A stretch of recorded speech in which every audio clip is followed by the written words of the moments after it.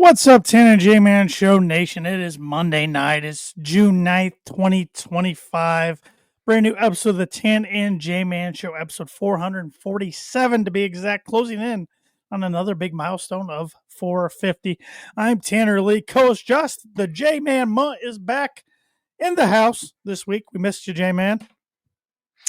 Yeah, I miss being here. Another, round of applause for Too Big E for filling in last week, as he always does. A magnificent job. He doesn't do filling too in bad. For me. He doesn't do too bad. But He's a seasoned vet at this point. Yeah, that's good. That's a good way to put it. But we're going to be joined here momentarily by Travis Wottring, who is the J-Man's Booker Prediction Week sponsor and has been for many years now, almost since the start of our podcast. But he's one of the biggest Pacer fans I know. I believe he's a part-time season ticket holder. I'll have him confirm that when he's on. I know if not, he goes to a lot of games. And so I thought, the Pacers in the NBA Finals, having this magical little run, might be fun to have him on and talk on the pod. But it's been a while since we've done any sort of 3-man pod. Yeah, I would venture to say he is the biggest Pacer fan I know. Seems like he's there about every week. He has a game he goes to if they're at home. So get his expertise. Series is tied at game apiece now, and it's Pacers, man. They're on this little run, as you said. Feel like a team of destiny with all these comeback wins. But we'll get into that when he gets on the show here. Yeah. So, and he's also, and I'll let him talk about his fandom, but he's also got a few other teams that he's a pretty big fan of, and we might get around to talking about one of them. The other one probably not so much, since it's in June. It's not August or September, but we'll see. So he should be joining us momentarily. He said he was had a client meeting that just ended around 6, so he was heading home, hurrying home. I told him no worries, join when you can. Yep. So.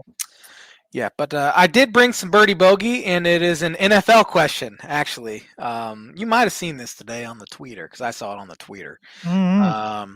There is one quarterback in the NFL that has had a 100 passer rating or better in each of the last 3 seasons. Can you name that quarterback? No. 100 or better passer rating in each of the last 3 seasons. Only one quarterback's done it. That's surprising. That quarterback. J-Man's Booker Prediction Week. I got Book It on the brain because Travis is joining us. Birdie or Bogey is brought to you by Arlington Public House for good food, casual atmosphere, great cocktails located at 703 Main Street in Rochester, Indiana. They had a special over the weekend that was right up your alley, J-Man. Smoked prime rib. Oh, man. With the choice of sides. So I've had their smoked prime rib, and it is delectable. Yeah, the picture of it. And I just got done eating dinner before this podcast, but the picture of it makes me hungry all over again. Yeah. So I actually just got done eating steak right before this show, and you throw a good old 16-ounce of prime rib on my plate, I'd probably eat at least 3/4 of it right now, I bet. Dip it in some horseradish sauce, and call me Jimmy. And this past Thursday, they had a Taco Thursday. So they had a happy hour going on from 4 to 5, and they had half off all appetizers and $3 off of adult beverages. So I'm a big taco guy too. So and every Wednesday they're having ramen. So they're really they're wheeling and dealing over there at Arlington Public House. So make sure you're following them on Facebook for all of their latest updates and what they're offering. So. They are very versatile. Got all sorts of different cuisines there at Arlington, so go check them out. They do. Can't go wrong with whatever you get there. You're gonna enjoy your meal, enjoy the service, enjoy the atmosphere, all that good stuff you like in a good restaurant. So, yes. But while we wait for Travis, anything you want to jump into right away? I got nothing. It's going to be an interesting one tonight, so I got nothing. Well, I told Travis, we're probably going to be talking, of course, NBA Finals, some MLB, some U.S. Open golf, since that's going on this week. So, Matthew Vogt, book it. Well, we just lost a loyal listener there.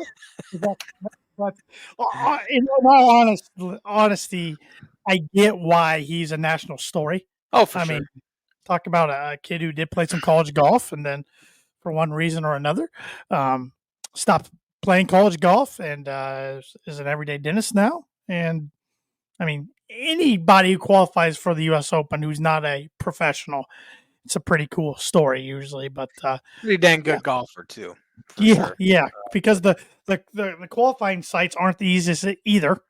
And of course, the courses for the U.S. Open are set up just stupidly hard, especially this year. Oakmont, I think it was Ben Griffith, who's been playing really good on the PGA Tour lately.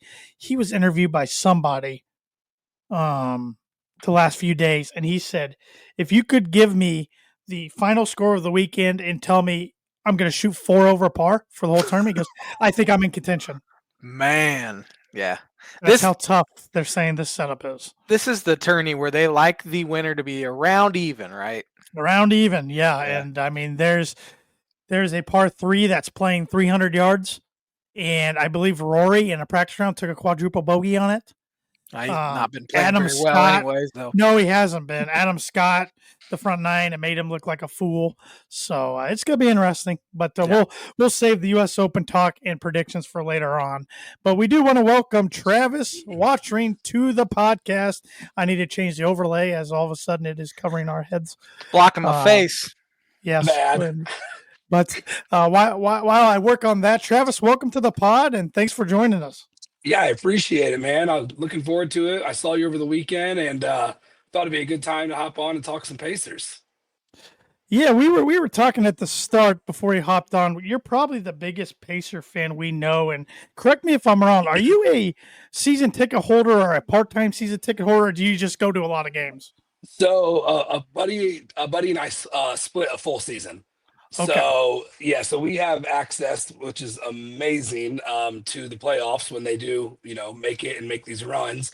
It makes the prices tremendously cheaper than what people see online and buy off Ticketmaster or StubHub or whatever it is. Sure. So there's a good chance you're going to be in the field house sometime this week, right? I'll be there Wednesday, game 3. Nice. Taking my brother with me, so he owes me. Oh, that'll be great. That'll be great for both of you. And another, yes, and your brother Nate, who's been a guest on the show. I don't know, a handful of years ago, probably now. He's a big Pacer fan as well. And you guys are loyal Pacer fans. I mean, you've been through the ups and downs. You're not just jumping on the bandwagon the last 2 years. I was talking to one of my buddies. I was like, it almost makes me upset that like there's so many fans now because they weren't there when Troy Murphy and Travis Diener and Mike Dunleavy were starting. And we had to live through that and still going to games, still cheering for them. So I mean, I'm kidding though. It's absolutely amazing. And going like downtown, even when they're away or you're not in the stadium, is something I've never seen before. The restaurants and bars are all showing it, and the atmosphere. Like at a restaurant bar downtown, it feels like you're in the stadium. It's crazy how loud and how much people get into it. Yeah, and the whole state's been a buzz. I know up here in Fort Wayne where I live, I've seen more Pacer gear being worn out in public the last 2 weeks than I've seen the last 3 years. Yeah, I think a lot of it's finally something to cheer for in the state of Indiana on the basketball side. I think a lot of people forget that, hey, we are a basketball state, so let's finally cheer for something that they got going on. I'll throw in on the professional side because I do think there's been one college team that's been pretty good. No. But in saying that, I mean everybody can get on board in the state for a professional team, whereas college is always going to be split between 2 or 3 programs. So absolutely 4 programs for college basketball, I guess. Purdue's been very, very good, but no, like you said it best right there. It doesn't matter if you're Purdue, Butler, IU, Notre Dame. Everybody, to my knowledge, is loving the Pacers. Yeah, it's been fun to watch. I do wish Fox Sports Indiana would expand their reach a little more. Like I don't get it up here in Fort Wayne. So unless they're on ESPN during the regular season, I don't get to watch them very much. So that's been a joy to me there in the playoffs, is just getting to watch all the games and seeing the exciting brand of basketball they do play. I guarantee you this run will help expand more towards Fort Wayne. It seems like it should anyway, right? Should.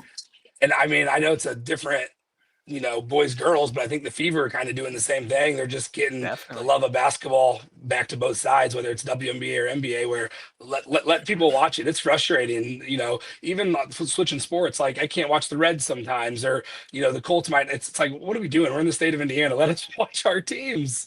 Right. It just there's a very good reason why they don't want you to watch the Reds. That's the last thing I want to watch right now. And I'm sure we'll talk baseball, and I can't wait for it. We're gonna have to talk baseball a little bit. Gotta let J-Man take some shots. Yeah. Wait, they're back to 500. I can't ask for much more right now. But going back to the Pacers, what's different about this year's team than even last year's team, in your opinion? I think the biggest thing from last year to this year is they've been together now for a couple years in a row, and they're no longer they have experience. Carlisle, I know he's been there for a couple years, and same with Siakam. But just you can tell with the leadership and the experience from their championship runs, it's showing. I think Halliburton has some stuff to prove, being the most overrated player in the NBA.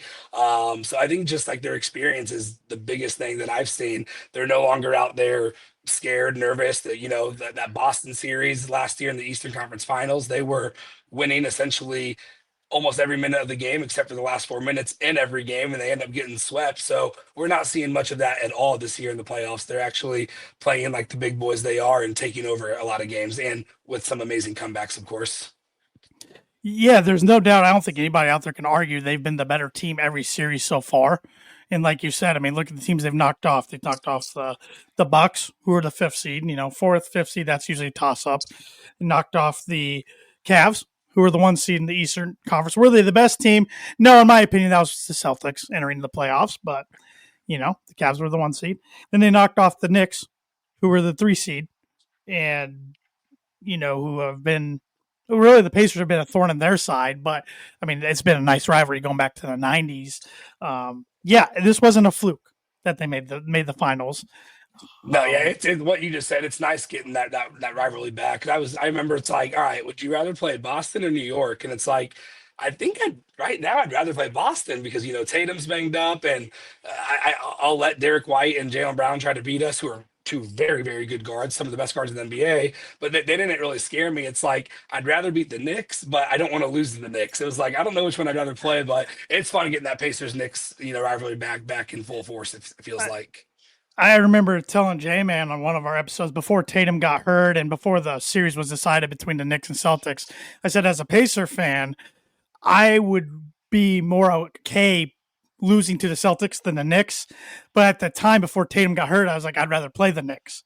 So I thought they were more beatable when Tatum was healthy than the Celtics were. So, and I'm not just, they're very good. Brunson's one of the best guards in the league, but New York just never scared me. I'm not saying that we should have beat them 4-0 or 4 whatever it was, 4-2, obviously, but like outside of Brunson, like Cat is good, but Josh Hart doesn't scare me. OG's a roller coaster, so I was confident against them the entire series. Yeah. But you never want to go to the Garden and play Game 7, so I'm very thankful we won Game 6. But no, I thought the Pacers were the better team from start to finish, as you said earlier, in essentially every series. I also think Thibodeau's, his strategy of playing, all of his players 48 minutes a game caught up to him, and that's probably part of the reason why he got canned. He did it in Chicago. He did it in Minnesota. I mean, he has a way of. I mean, Josh Hart was playing 48 to even 50 minutes a game if they went into overtime, and that's just not sustainable. And it caught up to him definitely by Game 6 of the Eastern Conference Finals. And that's something else I'll add as well. As I should have mentioned this earlier, but I mean, as anybody knows, the Pacers, they run 9-10 guys, and yes, there's sometimes, and I'll tweet it, there's some lineups that I'm so upset that Carlisle just keeps running back to, because it just feels like, all right, Halliburton's been on the bench for 8 minutes, 7 minutes, put him in the game. But man, it's the Electra, what TJ can do off the bench, the spark plug, and Obi, obviously. Matherin is a roller coaster. But yeah, the bench is deep, and he's not afraid to play 9 or 10 players. So you're not going to get guys playing more than, I think, like 32, 34 minutes a game for the most part. Yeah, yeah, absolutely. And that's the thing to me. This Pacers team, even compared to last year, there's just so much deeper, so much deeper. Yeah. Everybody's contributing. I mean, even, and this is coming from a Purdue guy, even Thomas Bryant's been a key contributor these playoffs, and I didn't see that coming, to be honest. No, I mean, because Jarris Walker was getting a lot of minutes towards the end of the regular season. Thomas was playing here or there, but yeah, he's running 9, 10 deep.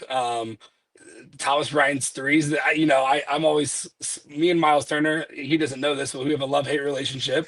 And I think every Pacer fan's right there with you. And I'm sometimes the same boat with Thomas Bryant. It's like, get your 6'10" body into the paint and rebound and dunk the ball.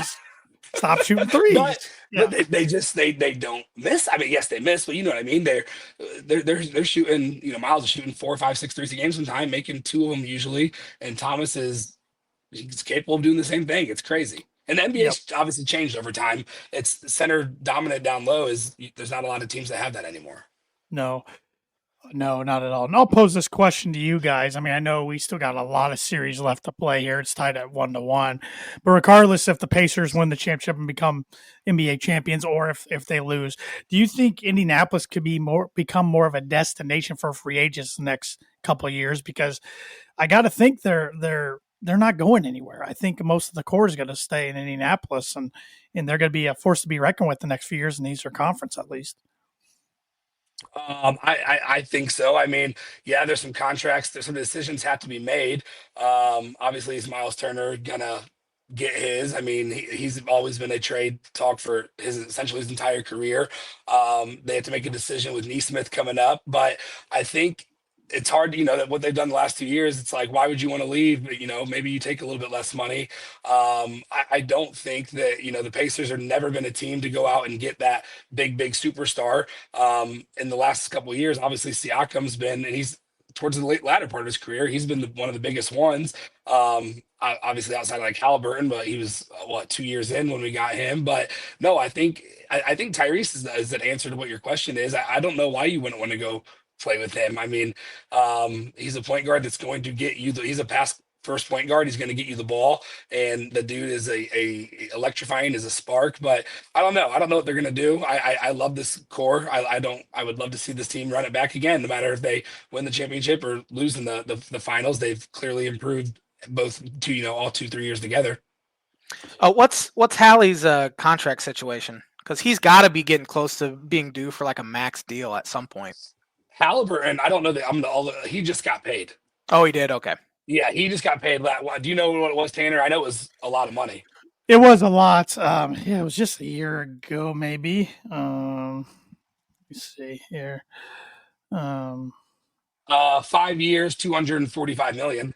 Yeah, that's a bargain at this point. Yeah, it's true. But yeah, man, he was born in the year 2000. My gosh. It's gross, isn't it?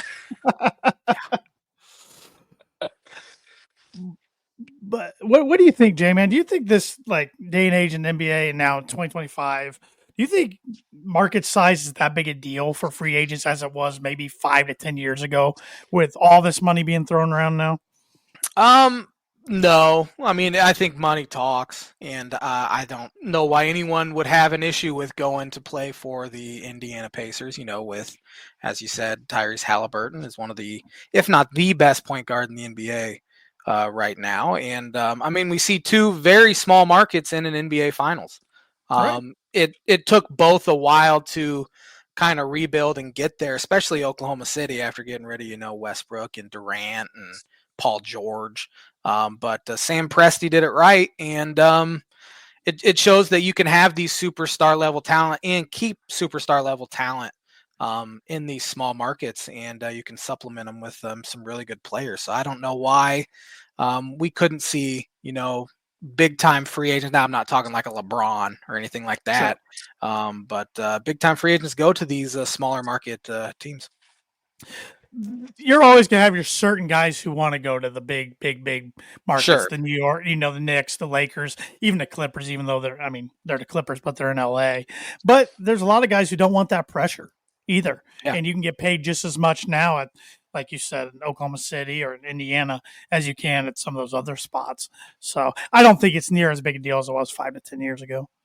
It finally starting to feel like you don't have to have that, that super team to compete for an NBA championship. And I do think though, if the Thunder stick together as young and talented they are, like they almost seem like the next Spurs or something like that. I mean, if Chet's probably only going to get better, Williams is probably only going to get better, and I mean they still have some first round draft picks. Well, what did the Clippers do for that? The Paul George thing is just disgusting, by the way, and they're finally seeing the realm of it. But man, they're good. They're young and really good.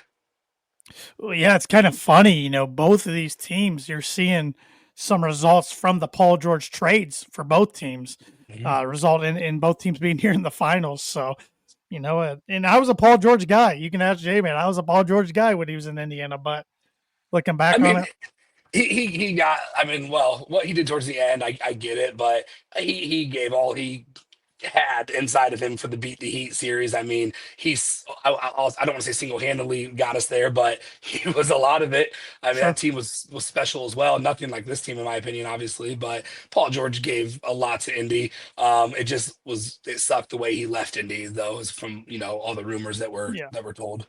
Yeah, well, yeah, that's a good point you made, Travis. They ran into those LeBron Heat teams.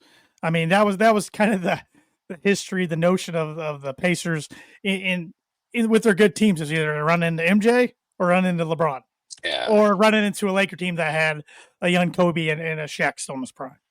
So. Yeah, I was talking to my brother about that a couple of days ago, and he literally remembers that. I don't remember any of that 2000 series. I mean, without going to, I knew we lost 4-2. I knew Kobe and Shaq were as dominant as probably ever, but without like going to like Google or YouTube, I don't remember watching any of those games. So it's special. 25 years later, having the opportunity and living down here, downtown Indy, to be so close to it all. The atmosphere is it's crazy. And it was so close to being Pacers in 2000, but the Blazers choked a 15-point lead in the fourth quarter away to the Lakers. And maybe we're sitting here and maybe the Pacers have been NBA champs in their history in the last 25 years, but that wasn't the case. And you brought up, it's been 25 years. It's been a long time coming for a lot of Pacer fans. I mean, what do you think the atmosphere is going to be like Wednesday? It's got to be do you think it'll be the best sporting atmosphere you personally have ever experienced? I don't see how it won't be, but I can confidently tell you I was lucky to go to some playoff games last year. I was at the game where Andrew Nemhard hit the game winner over the Knicks, and it was at that point the loudest I've ever heard the stadium. And then literally it was game one to start the playoffs against the Bucks. It wasn't anything, there was no heroic moments or anything, but then now that was the loudest I've ever heard it. And then I was there the night of the 500 with my dad, and then that was the loudest I've ever heard. So I say no, but the answer is yes. It just keeps it's crazy to think what else can happen, how much louder can it get, because you're standing for 60%, 70% of the game. I mean, just a normal 2-point layup, you're screaming. I mean, it's crazy. It's fun. So I think Wednesday will be the loudest I've ever heard it, which is hard to believe. I've went to one NBA playoff game, and it was, I think, 04. It's either 03 or 04. I think it was 04, game one, Eastern Conference Finals, Pacers Pistons, and the Pacers won a tight one. I remember Reggie hit a 3 with like under 10 seconds to go to seal the game, and he only had like 5 points that night. He was kind of on the very back end of his career, but everybody, the boom boom sticks when those were popular. Like those things and annoy everybody around you. But that atmosphere was rocking, and that was 21 years ago. So I can't imagine what the field house is going to be like on Wednesday night. And that's another shoulda, woulda, coulda, argument is, could that have been a Pacers championship run without the little Malice at the Palace action? Well, I absolutely think so. I think that was the most talented Pacer team in history, even though it was November. I mean, it's very early on. A lot could happen, but that team was going to be pretty good. But we could also go down rabbit hole, and what if Reggie lays it in instead of trying to, or dunks. Excuse me, dunks it instead of trying to lay it in. So But Prince couldn't block him. Yeah, yeah, it's shoulda, shoulda, woulda, woulda, coulda. coulda. But it's exciting. I mean, obviously, I have the Colts who won the Super Bowl in 2006. I've seen two Notre Dame football championship games, but we're gonna say I think they had a chance in one of them. The 2012 was not really Yeah, fun to watch. But my Cincinnati Reds, big Reds fan, every last couple of years you think they had chances to make runs, and then they're just pathetic. Not fun to watch, and so the Pacers is all I have going for me. So it's an exciting time. yeah, absolutely. And they stole game one. Let's be honest. They stole Yeah, game one. They had no business winning game one, but the heroics of Tyrese Halliburton, what is Tyrese Halliburton late in games, and the Pacers when they're down double digits with 5 minutes or so to go, found a way to pull that one out. And you knew going into last night, and I know you and I briefly talked about it yesterday in the parking lot of the Round Barn Golf Club in Rochester. Um, we knew it was going to be difficult last night. I mean, nothing surprised me what happened last night. The Thunder are too good of a team to not lay an egg because they didn't lay an egg game one, but they're too good of a team not to come out fired up. And right after a loss like that. And I had a feeling it was going to be double digit loss. I thought the Pacers would be a little more competitive than they were last night, but I don't think it's all doom and gloom as a lot of the indie media is trying to say it is right now. yeah. I mean, if you look back at every series, and I'm hoping last night was the one game. Halliburton's had a dud game every series, and you're just like, shoot the ball, score, drive, do something, literally do something. And yes, he ended up having 17 last night. I believe it was 17, but it wasn't a real 17. He had, two or three shot attempts at halftime, 5 points, and the game was already, yeah, you could read the writing on the wall.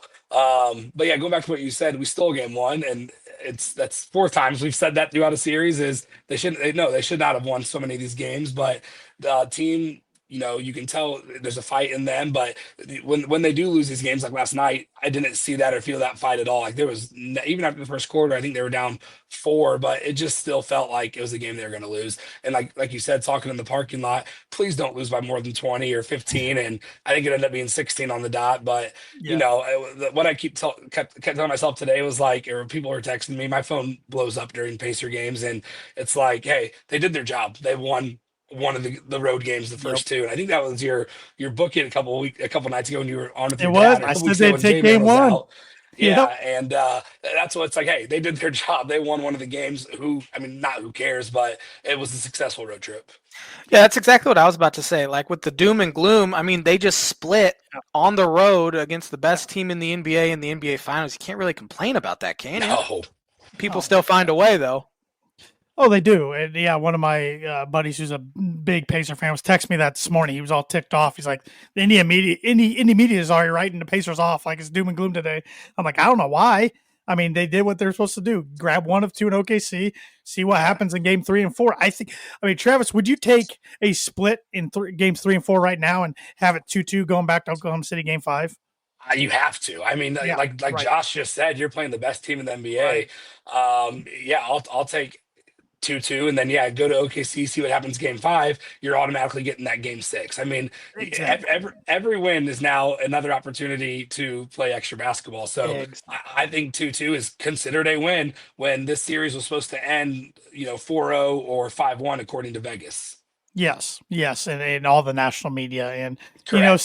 Stephen A. I don't even watch First Take, but of course, scrolling on the phones, algorithm picks it up, and I saw Stephen A. bashing Tyrese Halliburton today, and I just rolled my eyes. I'm like, he's been sitting on it, just waiting to be able Yeah. to take his opportunity. I'm like, good, give him more fire, because whenever the media gives him something to, they complain about him or gives him something to get fired up about, he responds. So keep doing it. I mean, it feels like he takes every single one of those comments and screenshots them or keeps them in his phone because he always, every time it's happened this series, not this series, I'm sorry, the whole playoffs, he's responded. And Yep. I'm expecting a very big game from him Wednesday at home.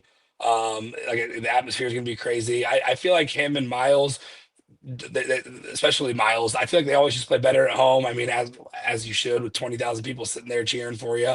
It's gonna be fun. But yeah, Tyrese is he responds to all those critics, and I love when he brings it up. I mean, he'll tweet overrate that, or I Yeah. mean, he'll bring up just all that nonsense that he hears. But he's had one heck of a playoff run so far.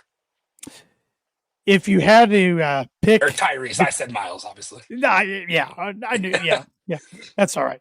If you had to pick one guy out of these two to have the ball in their hands with under 20 seconds to go, chance to win the game, you taking Reggie Miller or Tyrese Halliburton? I mean, it has to be Reggie, right? I mean, I was young during Reggie's prime, but I'm no fool. I've been a patient my whole life. I still remember a lot of his games. What Tyrese has done these four is unbelievable. But Reggie is, I mean, he was silly back in the day. I think, though, you asked me this question in a couple of years, I think it's going to be a clear Tyrese answer. I'm not saying he's Yeah. going to be as good as 3-point shooters Reggie ever, but I don't see Tyrese leaving Indy ever. And the players trust him, the coaches obviously trust him. He wants the ball in his hands at the end. But no, I Reggie's my all-time favorite NBA player of all time, so I'll stay him still right now. And I should have phrased that question better after I said I should have said taking the last shot, because I want Tyrese with the ball in his hands. I want Reggie coming off. I want Reggie coming off a screen, but I should have said last shot. I think we're very similar on that. Then yeah. Absolutely. Yeah. I mean, when I was at my parents' house game one, and I'll give him credit, but yeah, I mean, my brother was like, if SGA misses the shot, Tyrese is making it. And like, you just had that feeling. And Tyrese, he just, dribbled to that right side. He didn't look left, right. He knew he wanted that shot in his hand, and they kind of left him open a couple feet, and bang. Yep. Yeah, it was incredible. You could just feel Oklahoma City like every 30 seconds when the Pacers were inch closer. I mean, that arena and atmosphere was getting tighter and tighter and tighter. And I got to say this, because I mean, they've caught flack on it, and went kind of viral, but I got to throw it out there again. So living up here in Fort Wayne, it was a minute to go. Pacers were coming down the court down 3, and it hits 11 o'clock, right? The local Channel 21, the ABC affiliate, the news comes on during the game. I'm screaming at the TV. I wake my wife up because I'm screaming at the TV like, what are you doing? Go back to the game. It's highlighting what's going to be on the news. One thing's like showing like a Pacers watch party, and literally it's on for like 40 seconds. When it comes back, it's like 33 seconds left. The Pacers had scored to cut it to 110 to 109. I'm like, how? How does that happen in 2025? I did not hear that. That's the first I've heard of that. And I would have been throwing things and screaming choice words. Yeah. Yep. I woke my wife up, and then she somehow fell back asleep. And then Tyrese hit the shot, and I woke her up again. And which she didn't care, but I apologized next morning. I'm like, that's 3 or 4 times during these playoffs alone, I woke you up at the Pacers. That's amazing. So they just broke to the news, like what's coming on next, and then back to the game. Like somebody obviously didn't do this programming right, for the game to go long in case it does. And it came up, and I mean, it was high. It was on Barstool tweeted about it. Awful Announcing on X tweeted about it. I mean, it got some national buzz on Friday morning for what they did Thursday night. And I will say they've been good sports about it. Like, they came out and said that was our fault, and some of their members were said they were horrified when it was going on. So, but I had to throw that out there because I couldn't believe what was going on. I'm like, I'm gonna miss them in the game. Like, what? Like, you gotta be kidding me. That's crazy. Yeah, I'm a huge Barstool fan. I follow so many of the individuals and the accounts, but I golfed 27 on Friday and then 18 Saturday, Sunday. So I was not on my phone a lot. So I didn't see that at all, but that's amazing. I'll send you the link after we get off there here, because it's funny. By the time it wasn't funny, I was furious. But yeah, one more thing, and then we can wrap up our Pacer talk and move on to a few other things we got to cover. But one thing I hope this finals run does, win or lose, is get the Pacers some national respect.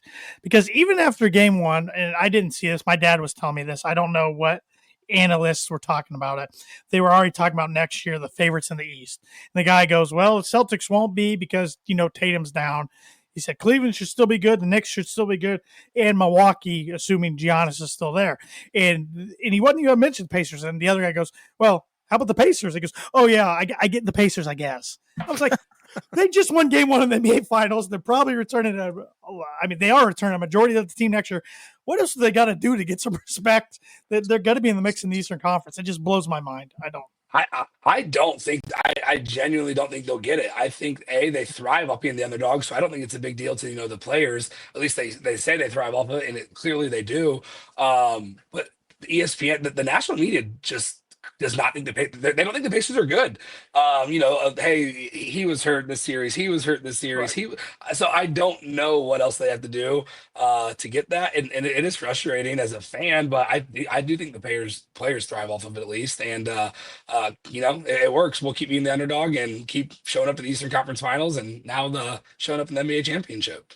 And it might unfairly be an Indianapolis thing because, the Colts got the recognition with Peyton Manning, but I can make the argument that they didn't with Andrew Luck, and of course they probably haven't deserved it since Andrew Luck hasn't been playing. But I was gonna say now they don't get talked about. But no, and what the city of Indianapolis does, for sporting events, whether it's Final Four or concerts, I don't care what it is. Oh yeah, you hear big events, positive, positive feedback from that. But when it comes to the Pacers, it's just it's luck, or they're beating injured teams, or I don't know, but they deserve it in my opinion. Well, really, the state of Indiana's had it rolling the last few years. You had the Pacers in the finals right now. You had Notre Dame make the college football championship. You had Indiana football make the college football playoff.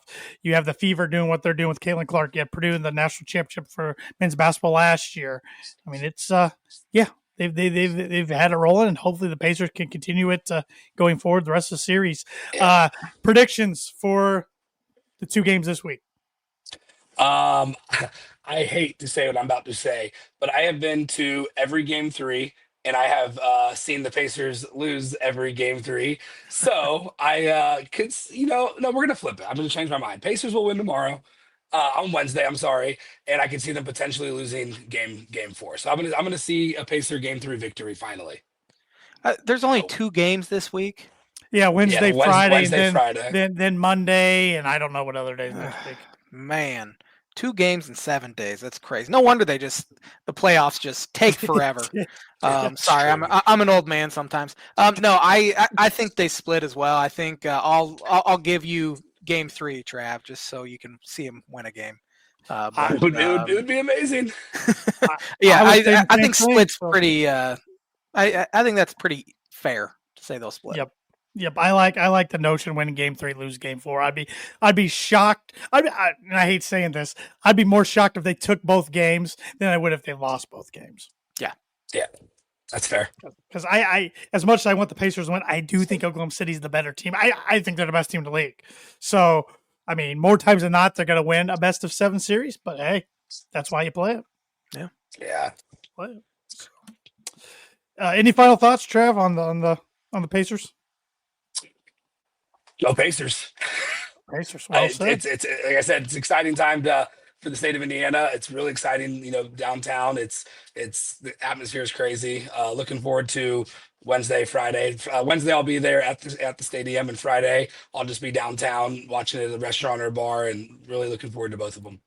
Do you have a special lucky jersey you've been rocking this playoff run? So that's a really funny question that you just said that. So I don't wear a lot of jerseys to games. I haven't worn one yet. So I try to change Pacer shirts and or hoodies or crew necks, whatever it might be.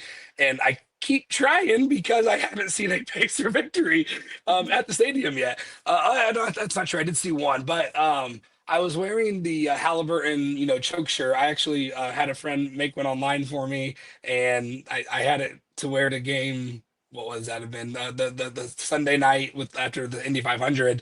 Game so I wore 3, it that right? night. Yeah, game 3, and then I wore it game 5.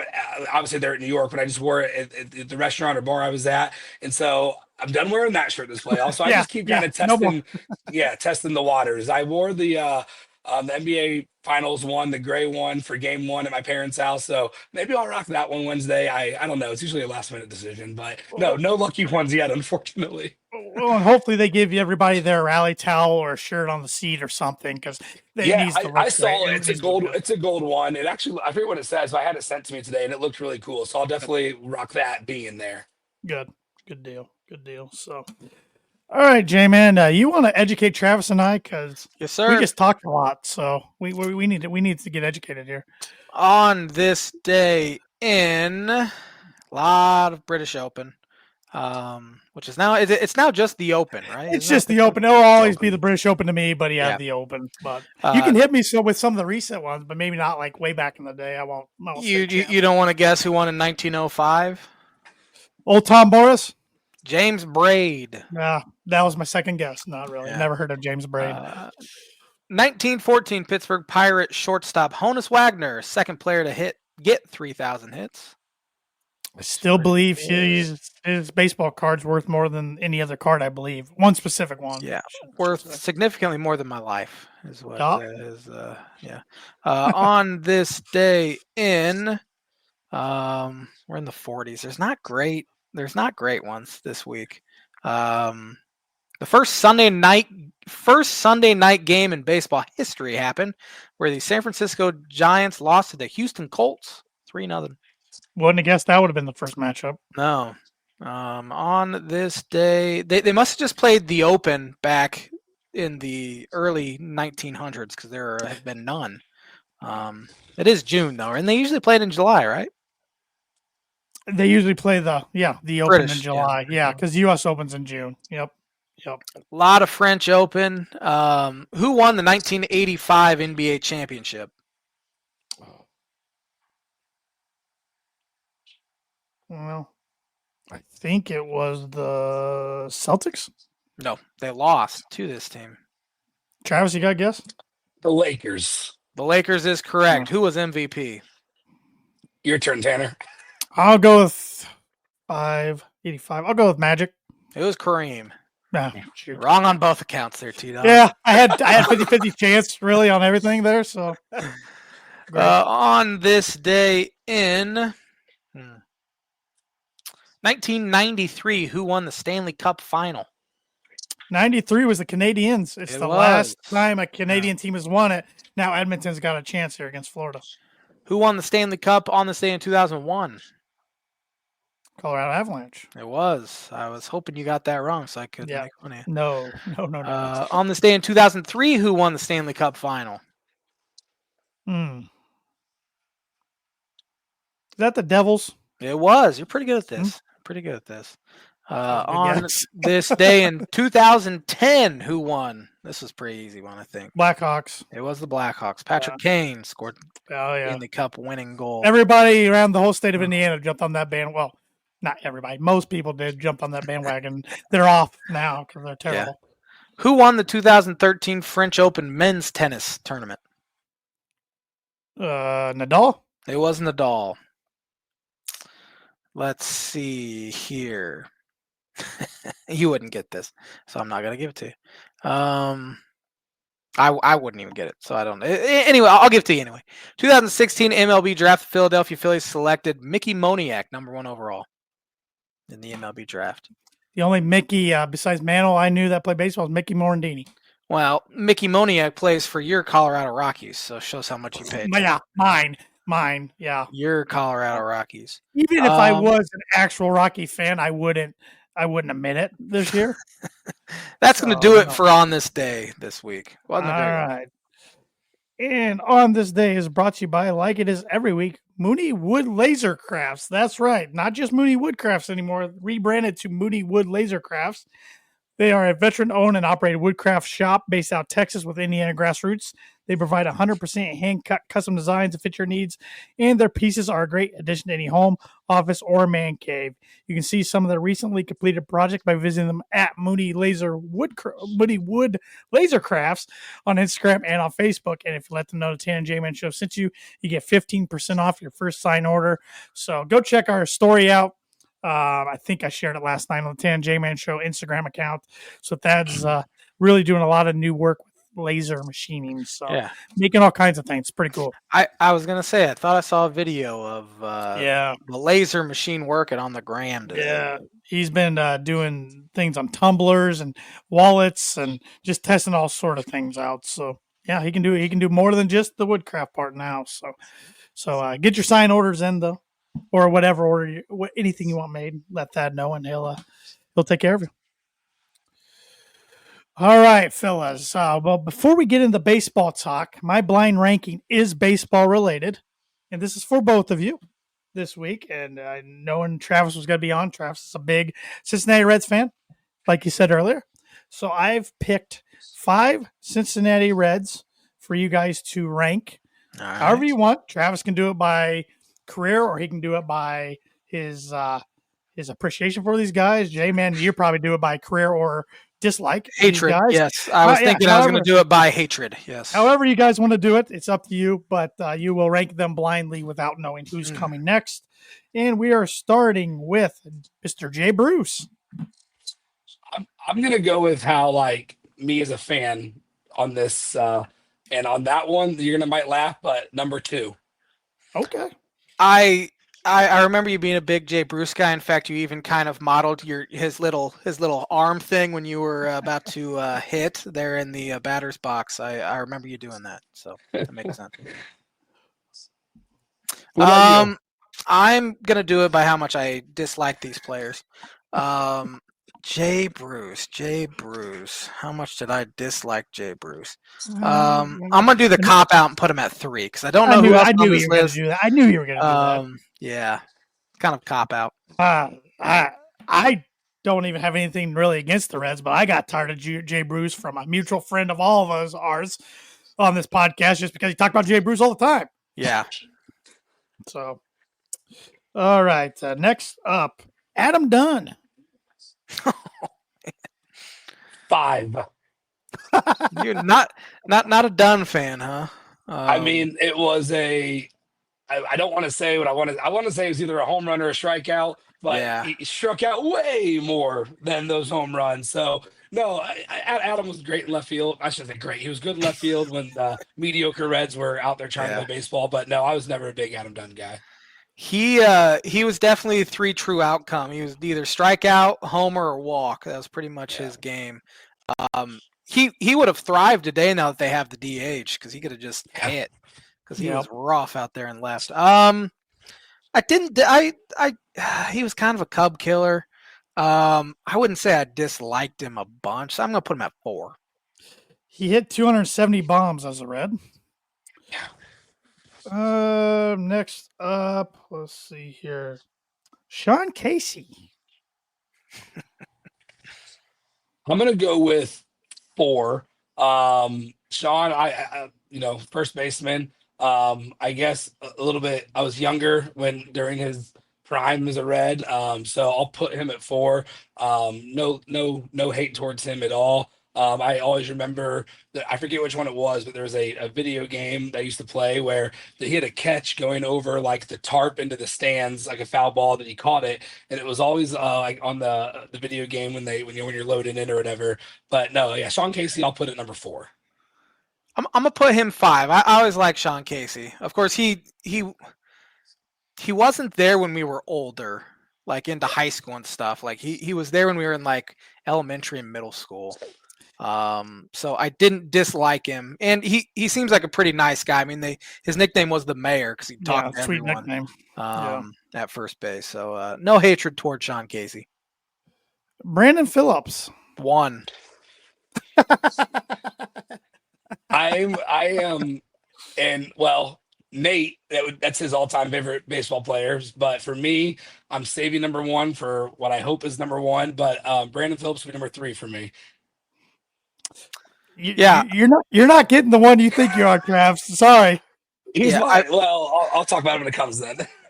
I was assuming Votto, but obviously it's not going to be Votto. That's my thought anyway. Maybe it is. Phillips, didn't like him. Good player. That's all. That's where I'll leave it at. And last, Todd Frazier. The Todd father. Man, you got me. CB number 5 I right did. now. I'm sorry. You got me. I should have known this because when I watched you and your dad, you didn't give him Reggie Miller, and who was my second all-time favorite athlete, and my all-time favorite athlete, any sport, obviously Ken Griffey Jr. I was Yeah. praying he was number 1, but Frazier, I guess I have to put 1, but he would be 5. Yeah, that's fair. That's fair. I'm good with 2 for him. Okay. There was a couple guys on this list that also played for the White Sox, so that enhanced my hatred with Todd Frazier and Adam Dunn. Well, and Frazier had that moment in Cincinnati, home run derby, camera shaking, all that. So, he had his walk-up song was "Fly Me to the Moon." I remember Frank Sinatra, but wasn't a big Todd Frazier fan, mainly because that was like the last time the Reds were like really consistently good. For those 3 years that they were pretty good, and maybe that's probably why I disliked him most. If he played for him like in 2018, I don't think I'd even remember. I'd remember him, but yeah. He was, and I don't remember where he went right away. Was it White Sox or was it the Yankees when he left? I forget where he went right away, but I don't remember. I remember specifically just when he was White Sox and Yankees. There was I just didn't like him especially when he became an opponent. Yeah. Yeah, I knew Griffey'd be your 1, so I couldn't put him on the list. I didn't even think about Griffey. I could have put Griffey and Votto on the list together, but I wasn't going to put only one of them. I also thought Barry Larkin, but I like to go a little off the grid when it comes to these lists and make people really, really think. So yeah, I was hoping one you're going to Griffey, Votto, or maybe throw in like a Larkin or Johnny Bench or something, but that's all right. And I couldn't. I'm sorry, I couldn't really think of pitchers off the top of my head like during our lifetime. Johnny Cueto.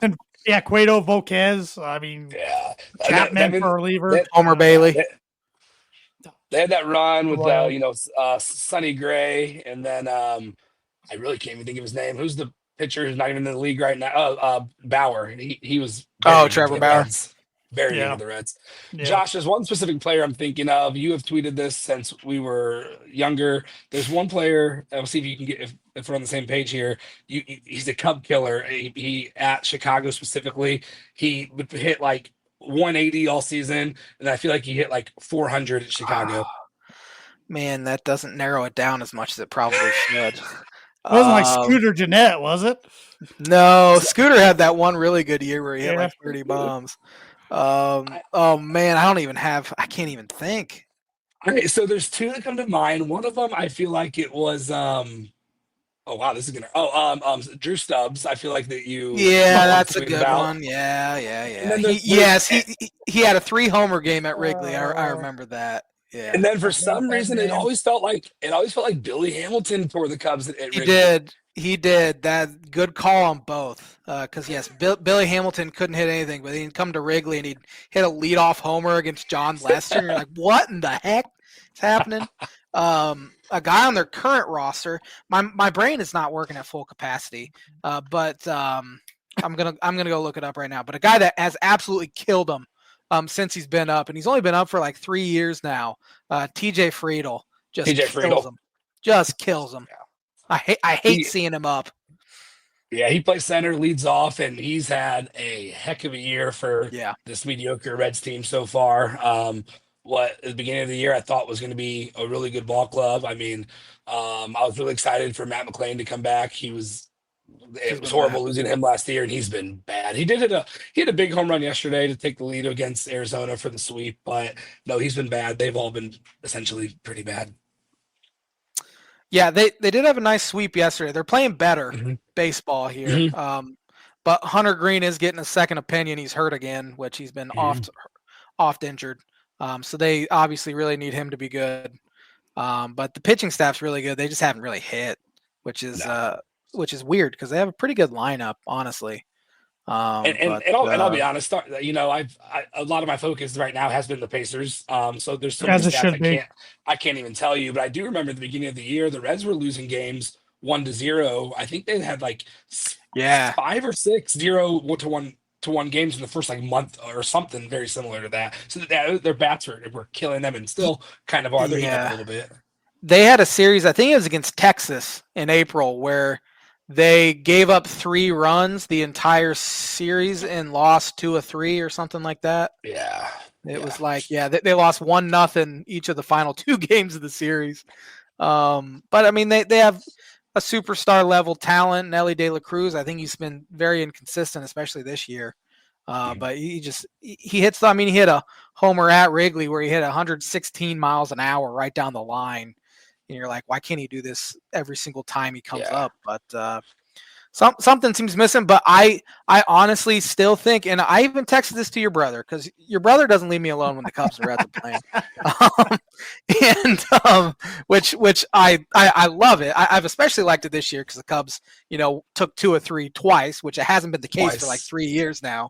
I even said, like, I still view the Reds as the biggest threat to this Cubs team in the division, even though they're 7.5 back now. I just think the pitching's too good and they have too good of an offense to continue to struggle. That I don't believe in the Cardinals. I know they've done it for however many games they've played, 60 games, 65 games.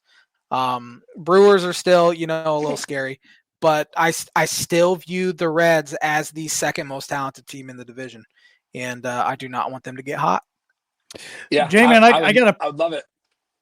I gotta pose this question to you real quick.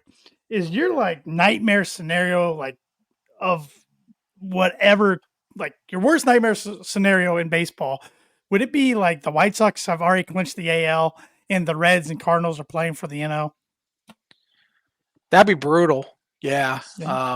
That'd be a lot like an Indianapolis Colts Chicago Bears Super Bowl, which I've lived through one of those. That. Yeah. That wouldn't be fun for me. I'll be honest with you, I might root for the Cardinals. I might do it. I don't know. I feel like you're saying that just because Travis is on here. Like every other week, you won't say anything nice about the Cardinals, like anything close. I know. Reds are up 2-0 tonight against Cleveland, so maybe. And you got family who's Cardinals. Think about that. I don't though. I mean, I do, but no Cardinals. I forgot about him. Yeah. That wouldn't be fun. That's what I was saying. You got family, yeah. But I got Andrew Eiler, man. And Nate Wottring. And Travis Wottring. And Nate and Travis Wottring. I'm not annoying. I'm not annoying like Nate is to you. Nate, I remember your and Nate's Twitter wars you guys used to have. Oh, I missed those. Those were fantastic. I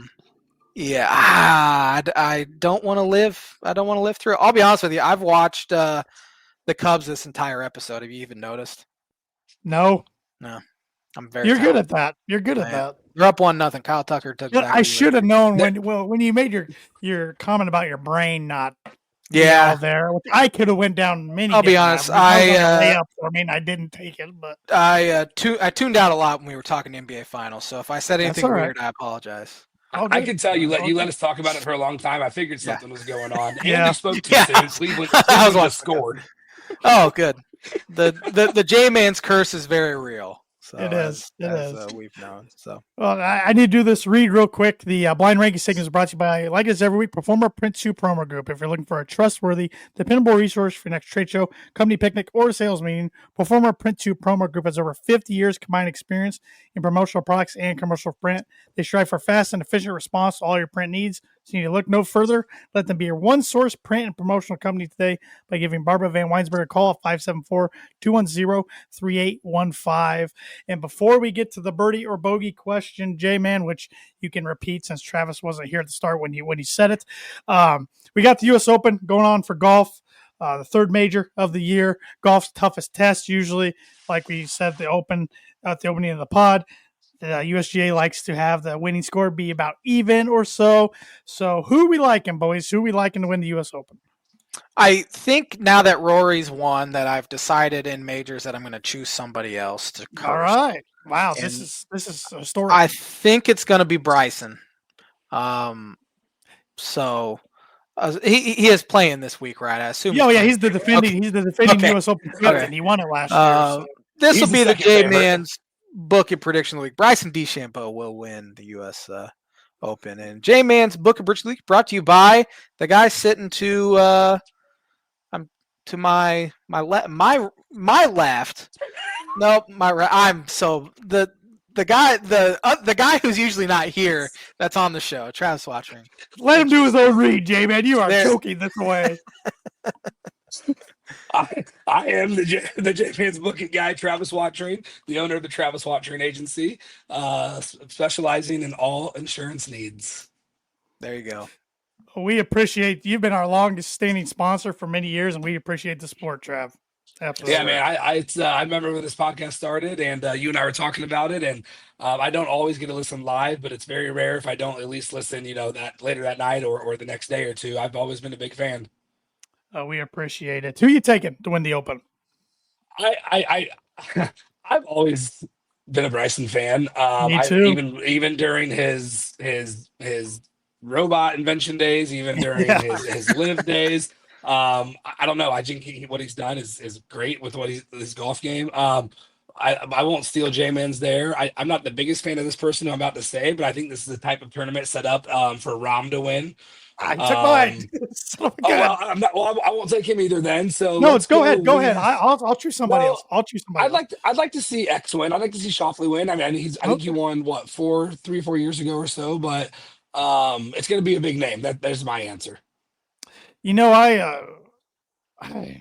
give me crap. I like a lot of the guys on the live. I just do.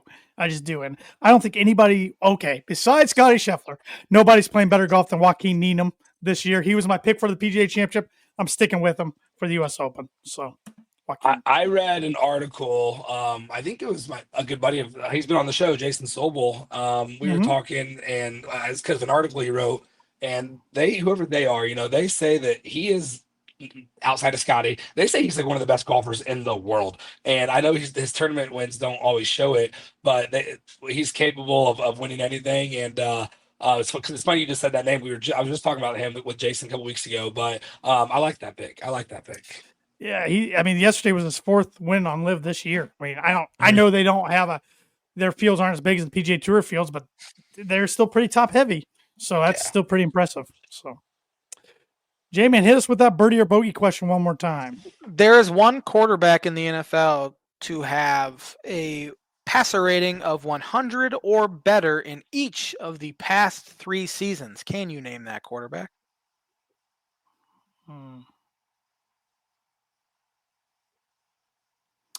Yeah, I'll take a stab at it. I'm going Jared Goff.